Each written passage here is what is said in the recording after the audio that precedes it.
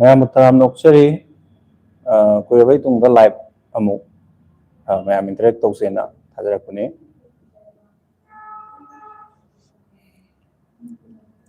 ꯀꯨꯏꯔꯦ ꯑꯩꯈꯣꯏ ꯄꯨꯄꯨ ꯐꯣꯛ ꯇꯤꯚꯤꯒꯤ ꯂꯥꯏꯚ ꯊꯥꯔꯛꯇꯕꯁꯦ ꯃꯌꯥꯝ ꯋꯥꯔꯤ ꯋꯥꯇꯥꯏ ꯉꯥꯏꯍꯥꯛ ꯇꯧꯔꯁꯤ ꯃꯌꯥꯝꯅ ꯄꯨꯄꯨ ꯇꯣꯝꯕꯁꯨ ꯑꯗꯨꯝ ꯌꯥꯝ ꯄꯥꯝꯅ ꯍꯧꯖꯤꯛꯁꯦ ꯌꯦꯡꯅꯔꯤ ꯄꯨꯄꯨ ꯇꯣꯝꯕꯒꯤ ꯃꯇꯥꯡꯗꯅꯤ ꯑꯩꯈꯣꯏꯅ ꯉꯁꯤ ꯂꯥꯏꯚ ꯊꯥꯖꯔꯛꯏꯕꯁꯤꯁꯨ ꯄꯨꯄꯨ ꯇꯣꯝꯕ ꯍꯧꯖꯤꯛ ꯁꯤꯖꯟ ꯑꯃ ꯂꯣꯏꯁꯤꯜꯂꯛꯀꯗꯧꯔꯦ ꯃꯌꯥꯝ ꯑꯗꯣ ꯁꯤꯖꯟ ꯑꯅꯧꯕ ꯑꯃ ꯂꯥꯛꯀꯗꯧꯔꯦ ꯑꯅꯧꯕꯁꯤ ꯑꯩꯈꯣꯏꯒꯤ ꯀ꯭ꯔꯤꯌꯦꯇꯔꯒꯤ ꯁꯥꯏꯠꯇꯒꯤ ꯃꯌꯥꯝꯒꯤ ꯑꯣꯏꯕ ꯃꯣꯠ ꯑꯃꯃꯝ ꯐꯣꯡꯗꯣꯛꯄꯤꯔꯝꯃꯨ ꯑꯣꯏꯅ ꯊꯝꯕꯤ ꯍꯥꯏꯕꯗꯤ ꯑꯩꯈꯣꯏꯅ ꯑꯌꯥꯝꯕ ꯃꯇꯝꯗ ꯄꯨꯄꯨꯒꯤ ꯀꯩꯅꯣꯁꯦ ꯚꯨꯠꯀꯤꯗ ꯍꯣꯔꯔꯒꯤꯗ ꯌꯨꯝꯐꯝ ꯑꯣꯏꯕ ꯑꯗꯨꯃꯥꯏꯅ ꯑꯌꯥꯝꯕ ꯇꯧꯋꯤ ꯑꯗꯣ ꯑꯅꯧꯕꯁꯤꯗ ꯀꯔꯝꯕ ꯃꯊꯦꯜ ꯑꯃ ꯍꯣꯡꯗꯣꯛꯁꯤꯒꯦ ꯍꯥꯏꯕꯗꯤ ꯑꯦꯛꯁꯟ ꯔꯣꯝꯗꯅ ꯍꯦꯟꯅ ꯃꯥꯏ ꯑꯣꯟꯁꯤꯟꯁꯤꯔꯥ ꯅꯠꯇ꯭ꯔꯒ ꯍꯣꯔꯔ ꯔꯣꯝꯗꯅ ꯍꯦꯟꯅ ꯃꯥꯏ ꯑꯣꯟꯁꯤꯟꯁꯤꯔꯥ ꯅꯠꯇ꯭ꯔꯒ ꯑꯇꯣꯞꯄ ꯇ꯭ꯔꯦꯟ ꯚ꯭ꯌꯨꯋꯔꯁꯤꯡꯒꯤꯁꯨ ꯃꯣꯠ ꯂꯩꯔꯒꯗꯤ ꯑꯇꯣꯞꯄ ꯀꯩꯅꯣ ꯍꯥꯏꯇꯥꯔꯦ ꯌꯨꯝꯐꯝꯁꯦ ꯀꯩꯗ ꯑꯣꯏꯁꯤꯒꯦ ꯍꯥꯏꯕꯗꯣ ꯀꯃꯦꯟꯁꯦ ꯈꯔ ꯁꯥꯡꯍꯜꯂꯣ ꯑꯣꯏꯅ ꯍꯥꯏꯖꯜꯂꯛꯑꯦ ꯈꯔ ꯁꯥꯡꯍꯜꯂꯣꯅ ꯁꯥꯡꯕꯒꯤꯗꯤ ꯍꯣꯏ ꯑꯗꯨꯁꯨ ꯈꯟꯅꯔꯁꯦ ꯁꯥꯡꯍꯟꯅꯕ ꯍꯣꯠꯅꯔꯛꯑꯒꯦ ꯑꯗꯨꯒ ꯁꯤꯖꯟꯁꯦ ꯂꯣꯏꯁꯜꯂꯛꯑꯦꯕ ꯍꯟꯗꯛꯀꯤꯁꯦ ꯃꯊꯪ ꯂꯥꯛꯀꯗꯕ ꯁꯤꯖꯟꯁꯦ ꯀꯃꯥꯏꯅ ꯇꯧꯁꯤꯒꯦ ꯁꯤꯅꯦ ꯑꯩꯈꯣꯏ ꯀꯝꯃ꯭ꯌꯨꯅꯤꯇꯤ ꯄꯣꯁꯇ ꯚꯣꯠ ꯑꯃꯁꯨ ꯇꯧꯖꯔꯛꯈꯤꯒꯦ ꯍꯣꯔꯔꯗꯤ ꯑꯗꯨꯝ ꯍꯣꯔꯔꯁꯤꯅ ꯐꯗꯣꯏꯔꯥ ꯅꯠꯇ꯭ꯔꯒꯅ ꯇꯣꯉꯥꯟꯕ ꯋꯥꯔꯤ ꯑꯃ ꯑꯣꯏꯍꯟꯁꯤꯔꯥ ꯍꯥꯏꯕꯗꯣ ꯑꯗꯨꯗ ꯚꯣꯠ ꯇꯧꯕꯗꯨꯗꯁꯨ ꯑꯗꯨꯝ ꯍꯥꯏꯔꯝꯃꯣ ꯃꯌꯥꯝꯒꯤ ꯑꯄꯥꯝꯕꯗꯣ ꯑꯗꯨꯒ ꯉꯁꯤꯒꯤ ꯂꯥꯏꯚꯁꯤꯗꯁꯨ ꯀꯔꯝꯕꯅ ꯍꯦꯟꯅ ꯄꯥꯝꯒꯦ ꯀꯃꯥꯏꯅ ꯇꯧꯍꯟꯅꯤꯡꯒꯦ ꯄꯨꯄꯨ ꯇꯣꯝꯕꯁꯦ ꯑꯗꯩ ꯇꯣꯅꯥꯎꯅ ꯀꯃꯥꯏꯅ ꯈꯣꯏꯗꯨꯝ ꯊꯝꯕꯧ ꯃꯥꯏ ꯇꯣꯉꯥꯟ ꯇꯣꯉꯥꯟꯕ ꯀꯦꯔꯦꯛꯇꯔ ꯌꯥꯎꯔꯤꯗꯅ ꯁꯤꯁꯤꯡꯁꯦ ꯃꯌꯥꯝꯅ ꯄꯥꯝꯖꯕ ꯁꯨꯃꯥꯏꯅ ꯇꯧꯔꯒꯗꯤ ꯍꯦꯟꯅ ꯐꯖꯅꯤ ꯀꯥꯏꯅ ꯈꯟꯕ ꯃꯣꯠ ꯁꯣꯏꯗꯅ ꯂꯩꯕꯤꯔꯝꯒꯅꯤ ꯑꯗꯣ ꯉꯁꯤꯗꯤ ꯀꯃꯦꯟꯁꯤꯗ ꯂꯥꯏꯚꯁꯤꯒꯤ ꯈꯨꯗꯣꯡꯆꯥꯕ ꯂꯧꯔꯀꯥꯟꯗ ꯃꯌꯥꯝꯅ ꯊꯝꯕꯤꯔꯝꯃꯣ ꯀꯝꯗꯧꯔꯤꯒꯦ ꯍꯥꯏ ꯑꯗꯣ ꯃꯌꯥꯝ ꯄꯨꯝꯅꯃꯛꯄꯨ ꯍꯥꯏ ꯌꯥꯝꯃꯦ ꯄꯨꯂꯞ ꯁꯨꯞꯆꯟꯖꯔꯒ ꯌꯦꯡꯕꯤꯔꯤꯕ ꯏꯆꯤꯜ ꯏꯅꯥꯎ ꯃꯌꯥꯝꯕꯨ ꯍꯥꯏ ꯅꯨꯡꯉꯥꯏꯔꯤ ꯑꯩꯈꯣꯏ ꯑꯗꯨꯝ ꯃꯌꯥꯝꯒꯤ ꯀꯩꯅꯣ ꯏꯄꯤꯁꯣꯠ ꯃꯊꯪ ꯁꯣꯏꯗꯅꯕ ꯑꯩꯈꯣꯏ ꯃꯌꯥꯝ ꯀꯟꯅ ꯍꯣꯠꯅꯔꯤ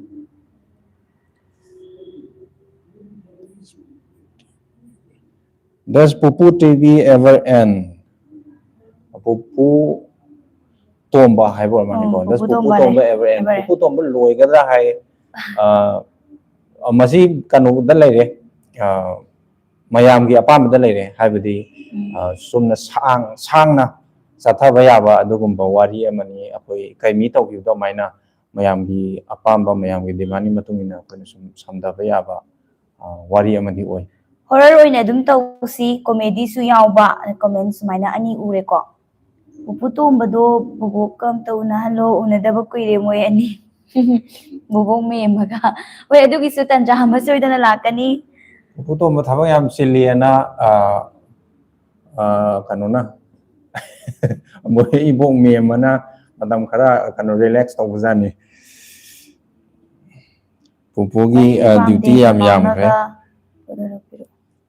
Pupu Tomba oina tawse Pupu Tomba di dum tawnibako akoina haningisina Pupu Tomba wari di dum lakani hojikse comedy horror sumaina chatlidana daida horror se adum oyanjira horror pamdaba yauragana tonganba wari amada comedy di dum oiraga Pupu Tomba tonaw character se amta kaihandabida atopa sum khadam oina hairabada geng kupu kharaga laaga leidana sum sumai fight toba dugumba action ga su dum nungai dineba adugi hangbanida horror da tawse haibana anamba haibira ko male Kojam Premlata na so horror tawse habirai adagi Manipur woman horror tawse harai dem care nanau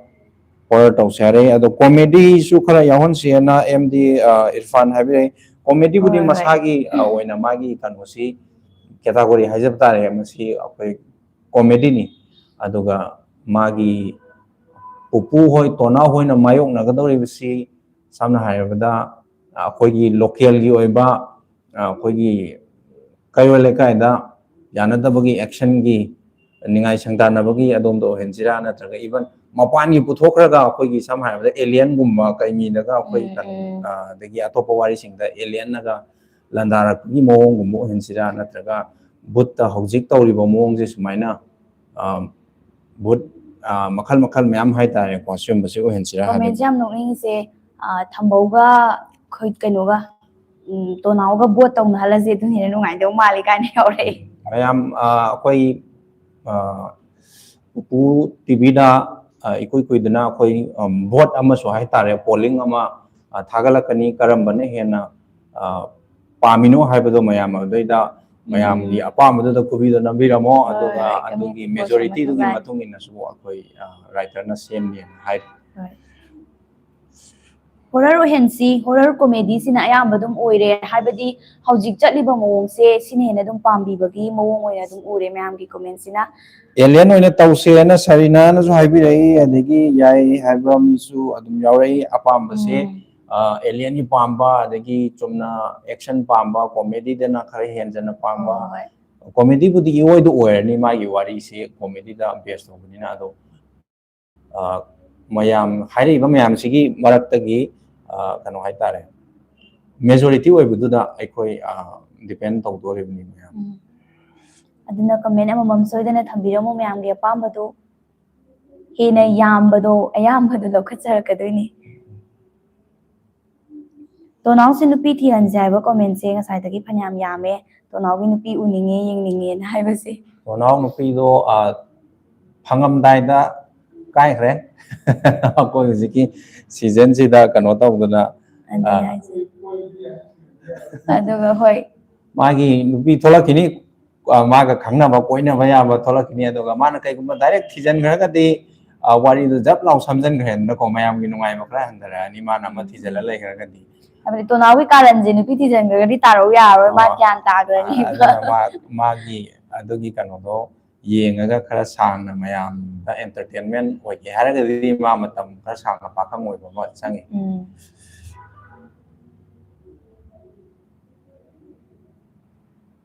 ꯌꯥꯝ ꯅꯨꯡꯉꯥꯏꯗꯤꯖꯥꯅꯤ ꯍꯟꯗꯛ season ꯂꯥꯛꯄ ꯑꯗꯩ ꯋꯥꯔꯤꯁꯦ ꯑꯗꯨꯝ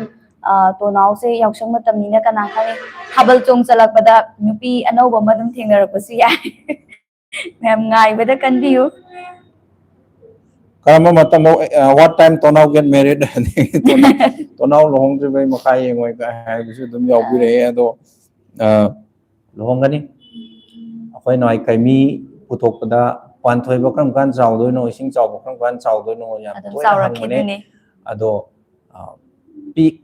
magi angang ngai wari da ayamba kanu tawkibina sangna angang ngai duna sanaraga pakhang pharakanda कोई माया बेट का मायोंग ना बा एक्शन नमा मम खरा हाप पगा कोई सीजन नमा लोशन जगी अदुमाइना कोई किसी सांगना खरा सांगना पाखंग ओइबसिना मागी तोनाउ सी मादी कॉमेडी दा लेबा मीनी अदुना माई कॉमेडी सी खरा सांगना नुंगाई हनगे हारगदि पाखंग ओइबसिना खरा सांगना मयामना नुंगाई हनी खंजे ꯗꯦꯝꯀꯤꯌꯔ ꯅꯅꯥꯎꯅ ꯍꯧꯖꯤꯛ ꯍꯧꯖꯤꯛ ꯑꯣꯏꯔꯤꯕ ꯂꯣꯀꯦꯜ ꯕꯨꯠꯁꯤ ꯂꯣꯏꯁꯤꯜꯂꯒ ꯃꯦꯟ ꯕꯨꯠ ꯍꯥꯏꯕꯗꯤ ꯑꯦꯂꯤꯌꯟꯒꯨꯝꯕ ꯇꯧꯔꯒ ꯈꯔ ꯁꯤꯔꯤꯌꯁ ꯇꯥꯅ ꯀꯤꯒꯗꯕ ꯃꯑꯣꯡꯗ ꯇꯧꯕꯤꯔꯛꯑꯣꯅ ꯊꯝꯕꯤꯔꯛꯏ ꯑꯗꯣꯝꯒꯤ ꯀꯃꯦꯟꯠꯁꯤꯃꯁꯨ ꯑꯩꯈꯣꯏ ꯂꯧꯁꯤꯟꯖꯔꯦ ꯌꯥꯔꯣꯏꯈꯣꯏ ꯇꯣꯅꯥꯎ ꯅꯨꯄꯤ ꯊꯤꯗ꯭ꯔꯤ ꯐꯥꯎ ꯃꯈꯥ ꯄꯨꯊꯣꯛꯄꯤꯔꯛꯑꯅꯨ ꯀꯩꯅꯣ ꯇꯣꯅꯥꯎꯁꯦ ꯅꯨꯄꯤ ꯊꯤꯕ ꯑꯣꯏꯅ ꯄꯥꯝꯃꯤꯁꯦ ꯀꯩꯒꯤꯅꯣ ꯄꯥꯈꯪ ꯑꯣꯏꯔꯒ ꯁꯨꯝ ꯀꯥꯔꯟ ꯇꯥꯔꯒ ꯃꯌꯥꯝꯒ ꯁꯨꯝ ꯅꯨꯡꯉꯥꯏꯅ ꯂꯩꯃꯤꯟꯅꯕꯁꯤꯅ ꯐꯠꯇ꯭ꯔꯣ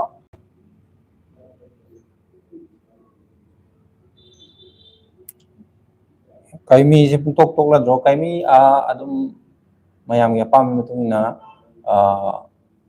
matam khara budi gap leire aduga hojik pupu tom kana chathari pupu tom ba tawkiba adagi akoine any video wari anobam silakpa matamda mayam gi apam ba majority na pam madugi matungina akoise mai onjalaga tawkibani aduna khamba thobi se akoi ju semningi khamba thobi maka tangka amuk puthoraiba mayam ama yawi adubu muk vote tawba matamda channel sigi oina vote tawba matamda wali hena pamba maigei duda hena pamba category duda adomdo oina mai onchalaga tawjabani adu kaimi sisu aikoina atongninge lepninge na salaw lepana te mayam ya pamba mayam anawba ma pamak padugi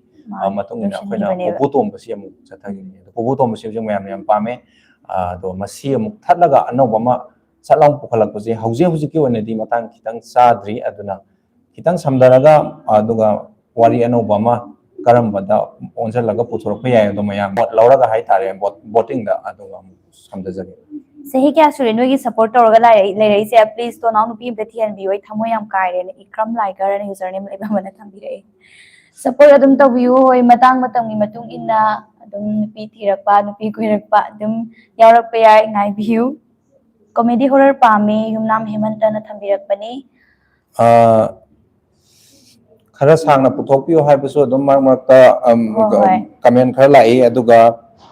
tonau time travel tawaga atopa universe ta chalhan se na atopa universe hujik multiverse yam thoidna ko mapalam gi sima da so tawe multiverse kumpa adagi atopa kanu da chatpa yamna sisu sanaba kanu mani sisu hoi khana raga mayam gi feedback se lausal laga hai tare yeng jarake tonau gi dress amtang change taw se na thambira e mase atopa wari animation at ko gi video jinga yengnarura taraga di tonau gi dress change taw bu tawrabani ko tonau se yam tawrabani adu season ama da dum mai tongan ba looks ama dum lakani tonau gi tonau indam dagi kalen gi angang gi sure mana set paje hoidum gi dress ani hum ada yame ma haizom pumyat adu makal makal adum hoi change adum tawjarake khut kanu dress makal makal sen basina akoi puthokpa matamda khitang hena matam changi habadi anau anau selal la kadoi mina adum khitang matam changi ado sangna su sangna mayamna toina hairaga di adum akoi indamdagi adi adu aman adum maramarta sinjabani lilong dala halo maka khorang na ngai jeri ngai biramo handaki season simadi loishalakadabagi tanjado lae koi episode amagumba hapa kanda last oigadab male handaki season jigi aduga ikoi koi dabida anauba season ama adum puthorani adugi ne khoina marui ne ngasi live thajarai se season duda akhoina hekta kusira si wari je tongni momongda iraga puthorapase sinatabida mayamgi babu ke apamba do ningba thuman janing bai tare khoina mayamna pambado adugi moto pa lawjaning bagi live se thajarapani haibiro o karamba mongdo eragadi hena pami fajagani haiba comment sing duni ngasi ayambana horror comedy o heningi haiba khara lae adaidi series taba alien gi sumaina mong pam haiba khara sudum yaurai makhang khorang ngaijari ain thambirai senaibi haidara sanaibi kha haibo mane ko aduga pupu power laihansi power laitabasi yengba khara nungai wali pupu masi kanoni pupu tomba gi bhut ni thawai ni ado man tawbang amba khara dumak lai bhut na laksa ba thawai na te my action khara adum mamang du yaw khare makha su dum khara yawrakini huji thadok tabada lai bisida mayam ngai view atei tei khang to naw haido pa sei diam nungai hoi aduni magi character ama leijabane mana ngangaga di dum tajaragi haiba koi fan khara su dum lai dana to naw ge pupu tombana yai phare kumarjit laish shram Oinam Ramchan, thank you.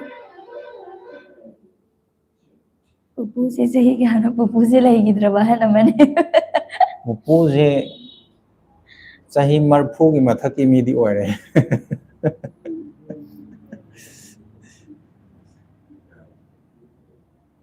Pupu tong bai dialogue macam tang di tau biram. Khara so hai re yam da bidai tar ama katang moi su. Pupu ki dialogue ama ni de yeng jara ke mayam. Adu loi video lo shan lani ngasi gi se comment se khara dum ujare. Haibadi akoina hojik tori ba mong se sisina hena pam haibagi comment adum phange horror comedy eduga sin hena yamba male community post da su vote to biramu mayamna dialogue sisu haifetang to hanjarake dawjestagi kopik na tonjaw pikru moi mari da mi ama bunu ptnc aduga moi mari gi karan do yenge yengasi atei pamde khamba thoi oina tausi khamba thoi bi su dum hapcharakani matang matam matung ina khamba thoi bi se kanu dadi dum ISTV gi channel jing akoi gi TV gi channel do adu dadi dum hapani khara khara yam sangna natraga su ko ado ISTV loction by till now sing oi taragadi akoi gi Pupu TV gi channel se channel number 113 ga 127 ga da leibane ba adu do subscribe tokshan bi taragadi TV de yengbagi nungai ba mahau mashi dum leibani Pupugi matek amakak lokalaga kokpik hoigisu matek lokacharke. Hai Tuan, thank you. Dialog taminarase. Masigi tamna lai sina sauraga sin khibase afamadi oiraro.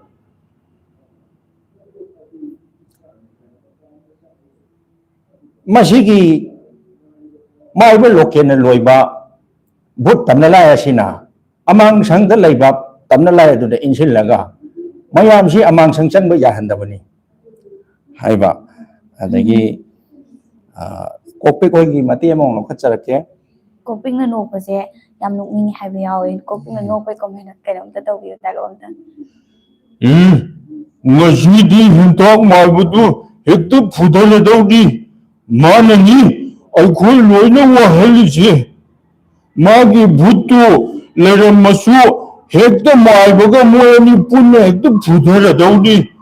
ai ngashidi yam saure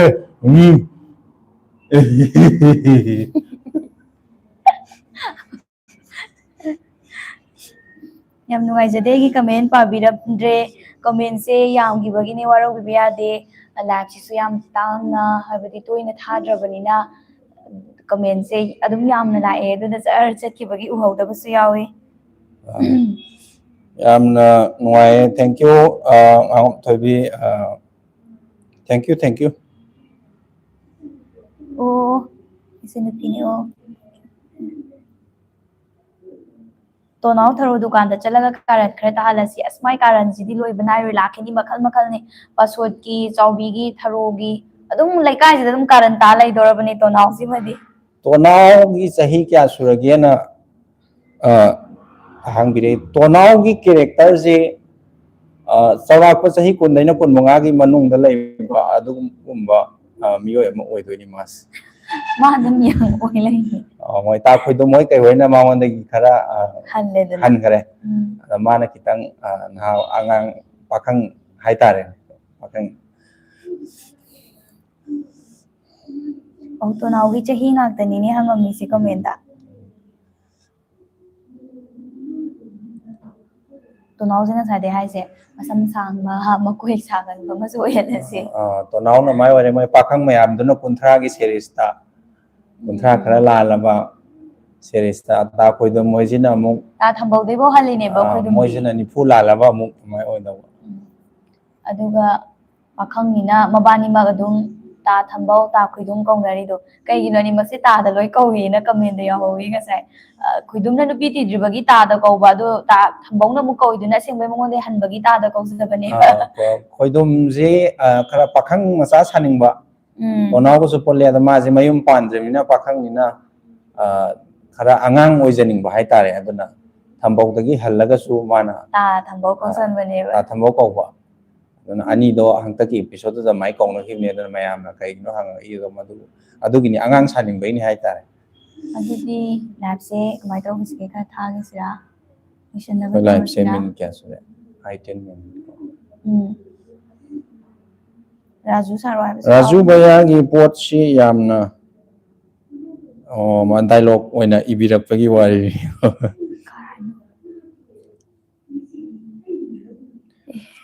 asia but tamna lai changdana bhai daksu yaure ba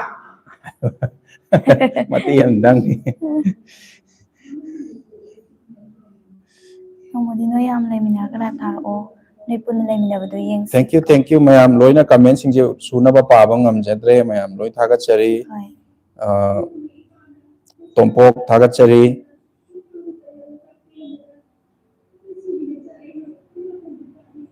sangna thagat piro ngang tane yam nongmadi noi mayam leiminaraga live tharako noi punna leiminabado yengsiko khoi mayam punna live thabiro na kanuna budget haidura lung boriam mingse akhoi gi kanoi ba male suna akhoi gi YouTube username oi male ado mai thabire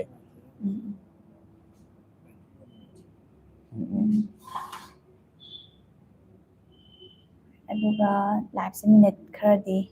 kyamu chale mayam akhoi minutes muki haujan gram ngasi di yam sang na thajaroi anobo episode ke mok ko yam kanna hojik ꯁꯦꯝꯖꯔꯤ ꯑꯗꯨꯒ ꯃꯌꯥꯝꯒ interact ꯇꯧꯗꯕꯁꯨ ꯀꯨꯏꯔꯦꯅ ꯉꯥꯏꯍꯥꯛ ꯆꯪꯖꯔꯛꯄꯅꯤ ꯑꯗꯨꯒ ꯀꯩꯅꯣꯁꯨ ꯍꯧꯖꯤꯛꯀꯤ ꯑꯅꯧꯕ ꯂꯥꯛꯀꯗꯧꯔꯤꯕ ꯑꯅꯧꯕ ꯁꯤꯖꯟꯁꯤꯒꯤ ꯃꯌꯥꯝ ꯀꯔꯤ ꯃꯣꯠ ꯂꯩꯌꯦꯅ ꯈꯪꯅꯤꯡꯕꯒꯤ ꯊꯥꯖꯔꯛꯄꯅꯤ ꯑꯗꯨꯒ ꯄꯣꯂꯤꯡ ꯑꯃꯁꯨ ꯇꯧꯒꯗꯧꯔꯤ ꯃꯗꯨꯒꯤ ꯄꯣꯂꯤꯡ ꯑꯗꯨꯗꯁꯨ ꯃꯌꯥꯝꯒꯤ ꯃꯣꯠ ꯊꯝꯕꯤꯔꯝꯃꯣꯅ ꯍꯥꯏꯅꯤꯡꯕꯒꯤ ꯍꯥꯏꯇꯥꯔꯦ ꯑꯗꯨ ꯁꯤ ꯃꯌꯥꯝꯁꯦ ꯄꯨꯂꯞ ꯄꯨꯜꯂꯒ ꯂꯥꯏꯚ ꯊꯥꯖꯔꯛꯄꯅꯤ ꯈꯔ ꯑꯃꯅ ꯇꯣꯅꯥꯎꯁꯦ ꯅꯨꯄꯤ ꯊꯤꯍꯟꯒꯤꯅꯨ ꯅꯨꯄꯤ ꯊꯤꯔꯗꯤ ꯇꯥꯈꯣꯏꯗꯨꯝꯒ ꯀꯃꯥꯏꯅ ꯂꯩꯃꯤꯟꯅꯗꯣꯏꯅꯣ ꯍꯥꯏꯔꯛꯄꯁꯨ ꯌꯥꯎꯏ ꯍꯥꯏꯕꯗꯤ ꯇꯥꯈꯣꯏꯗꯨꯝ ꯃꯕꯥꯅꯤꯁꯦ ꯀꯥꯏꯅꯔꯒꯗꯤ ꯅꯨꯡꯉꯥꯏꯕꯁꯦ ꯋꯥꯠꯂꯛꯀꯗ꯭ꯔꯥ ꯀꯥꯏꯅ ꯈꯟꯖꯕ ꯃꯤꯑꯣꯏꯁꯨ ꯑꯗꯨꯝ ꯈꯔ ꯌꯥꯎꯕ ꯃꯥꯜꯂꯦ ꯉꯁꯥꯏꯗꯤ ꯀꯃꯦꯟ ꯈꯔ ꯑꯗꯨꯝ ꯊꯦꯡꯅꯖꯩ ꯑꯗꯨꯒ ꯅꯧꯅ ꯆꯪꯕꯤꯔꯛꯄ ꯚꯤꯋꯔꯁꯤꯡ ꯌꯥꯎꯔꯒꯁꯨ ꯑꯩꯈꯣꯏ ꯉꯁꯤꯒꯤ ꯂꯥꯏꯚꯁꯦ ꯑꯃꯨꯛꯀ ꯍꯥꯏꯖꯒꯦ ꯁꯤꯖꯟ ꯍꯟꯗꯛꯀꯤ ꯁꯤꯖꯟꯁꯦ ꯂꯥꯁ एपिसोड ꯌꯧꯁꯜꯂꯛꯑꯦ ꯂꯣꯏꯒꯗꯧꯔꯦ एपिसोड ꯑꯃꯒꯨꯝꯕ ꯍꯥꯞꯄꯒ ꯁꯣꯏꯗꯅ ꯂꯣꯏꯔꯅꯤ ꯃꯊꯪꯒꯤ ꯁꯤꯖꯟ ꯂꯥꯛꯄꯁꯤꯗ ꯀꯔꯝꯕ ꯃꯑꯣꯡꯗ ꯋꯥꯔꯤꯁꯦ ꯀꯃꯥꯏꯅ ꯂꯥꯛꯍꯟꯒꯗꯒꯦ ꯃꯌꯥꯝꯒꯤ ꯃꯣꯠꯇ ꯀꯩ ꯄꯥꯝꯒꯦ ꯍꯥꯏꯕꯗꯣ ꯑꯗꯨ ꯈꯪꯖꯅꯤꯡꯕꯒꯤ ꯊꯥꯖꯔꯛꯄꯅꯤ ꯑꯅꯧꯕ ꯆꯪꯕꯤꯔꯛꯄ ꯂꯩꯔꯒꯁꯨ ꯑꯗꯣꯝꯒꯤ ꯑꯄꯥꯝ ꯑꯄꯥꯝꯕꯁꯤꯡꯗꯣ ꯀꯃꯦꯟꯗ ꯑꯗꯨꯝ ꯍꯥꯏꯖꯟꯕꯤꯔꯛꯎ ꯂꯣꯏꯔꯝꯗꯥꯏꯁꯤꯗ ꯀꯣꯛꯄꯤꯒꯤ ꯈꯨꯅꯣꯛꯇꯨ ꯅꯣꯛꯄꯤꯔꯝꯃꯣꯅ ꯀꯃꯦꯟ ꯑꯅꯤ ꯑꯍꯨꯝ ꯀꯩꯅꯣ ꯏꯕꯤꯔꯛꯏ ꯏꯀ꯭ꯔꯝ ꯂꯥꯏꯒꯔ ꯍꯥꯏꯕ ꯑꯣꯏꯔꯃꯥꯜꯂꯦ ꯑꯝꯇꯪ ꯅꯣꯛꯍꯜꯂꯁꯤ ꯑꯩꯈꯣꯏ ꯃꯗꯨ ꯃꯁꯤꯒꯤ ꯀꯣꯛꯄꯤꯛꯀꯤ ꯈꯨꯅꯣꯛꯁꯦ ꯇꯧꯔꯒ ꯃꯌꯥꯝ ꯃꯁꯤꯒꯤ ꯂꯥꯏꯚ ꯑꯁꯤ ꯇꯦꯟꯖꯟꯖꯒꯦ ꯃꯌꯥꯝ ꯃꯊꯪꯒꯤ ꯂꯥꯏꯐꯇ ꯑꯃꯨꯛ ꯊꯦꯡꯅꯔꯁꯤ Thank you, ma'am.